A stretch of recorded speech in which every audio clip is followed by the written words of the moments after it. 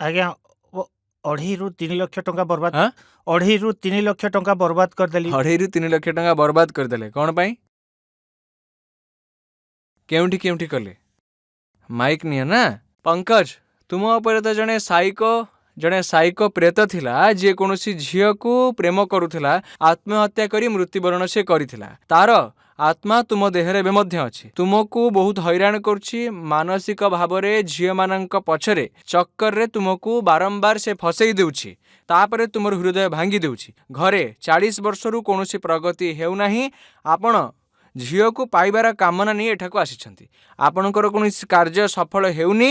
ଆପଣ ଭାବୁଛନ୍ତି ଯେ କ'ଣ କରିବେ ଆଗକୁ, ଚାକିରି କରିବେ, ବ୍ୟବସାୟ କରିବେ, ଏହି ଦ୍ୱନ୍ଦ୍ୱରେ ଅଛନ୍ତି ଆପଣ କେବଳ ଧନର ପ୍ରାପ୍ତିର କାମନା ରଖିଛନ୍ତି, ଯେ ଆପଣଙ୍କର ବଡ଼ ଘର ହେଉ, ଗୋଟିଏ ଭଲ କାର୍ ହେଉ ଆପଣଙ୍କର, ଆଉ ତା ସହିତ ସେଇ ଝିଅ ଥାଉ ଯାହା ପଛରେ ଆପଣ ପାଗଳ ପରି ତାକୁ ବଶୀଭୂତ କରିବାକୁ ଚାହୁଁଛନ୍ତି। କିନ୍ତୁ ସେଥିପାଇଁ ତନ୍ତ୍ର ବାଧା ସାଜିଛି।